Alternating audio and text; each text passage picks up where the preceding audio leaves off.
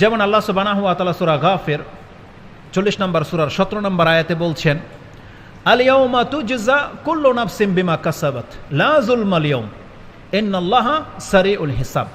আল্লাহ সুবহানাহু ওয়া তাআলা বলছেন, বিচারের মাঠ এটা এমন একটা দিন হবে, আজকে প্রত্যেককে আল ইয়াউমা তুজজা কুল্লু নাফসিন মা কাসাবাত, যে যা করেছে তাকে পরিপূর্ণ বদলা আজকে দেয়া হবে।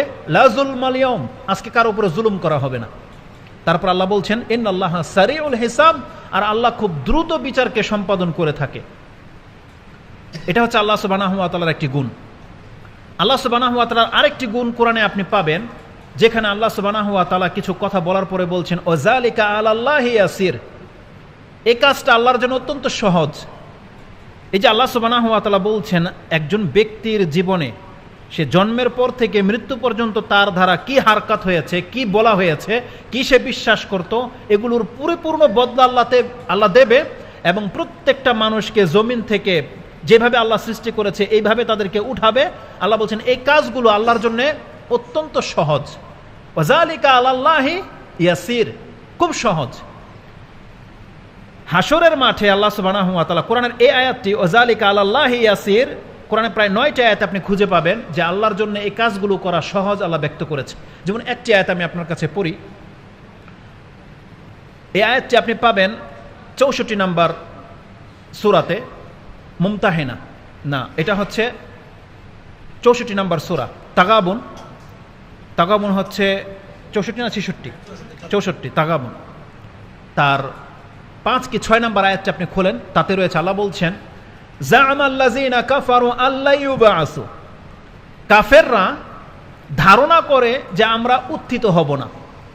জা'মাল্লাযীনা কাফারু আল্লা ইউবআসু কুল বালা ওয়া রাব্বি, রাসূল সাল্লাল্লাহু আলাইহি ওয়াসাল্লামকে বলছেন, বরং তুমি বলো বালা ওয়া রাব্বি লাতুবআসুন্না সুম্মা লাতুনাব্বাউন্না বিমা আমিলতুম ওয়া যালিকা আলাল্লাহি ইয়াসির।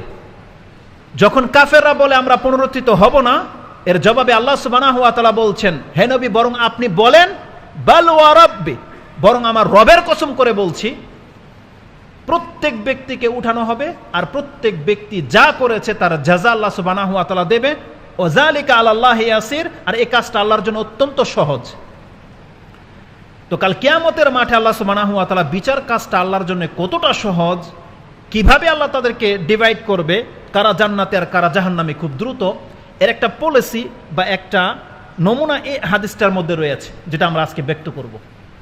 খুব চমৎকারভাবে আল্লাহ সুবহানাহু ওয়া তাআলা মুসলিমদেরকে কাফের, মুনাফিক, মুশরিক, বেনামাজি এদেরকে আগে আলাদা করবে। কিভাবে করবে দেখেন, একটা হাদিস আমি পড়েন। বিচারের কাজটি কিভাবে হবে আমি ওই পয়েন্ট থেকে শুরু করি। রাসূলুল্লাহ সাল্লাল্লাহু আলাইহি ওয়াসাল্লাম বলছেন, ইয়াজমাউল্লাহু নাসা ফায়াকুলু মান কানা ইয়াবুদুল্লাহা মান কানা ইয়াবুদু শাইআন ফালিয়াত্তাবি'। প্রথমে আল্লাহ সুবহানাহু ওয়া তাআলা সমস্ত মানুষকে হাসরে যখন জমা করবে, জমা করার পরে আল্লাহর পক্ষ থেকে একজন আহ্বানকারী আহ্বান করে বলবে, মান কানা ইয়াবুদু শাইআন ফালিয়াত্তাবি'। দুনিয়াতে যে যার ইবাদত করেছো, যে যার বন্দেগী করেছো, যে যার সাথে ভালোবাসা রাখতে, যে যার প্রতি দুর্বল ছিল তার সাথে হয়ে যাও। এটা প্রথম আদেশ।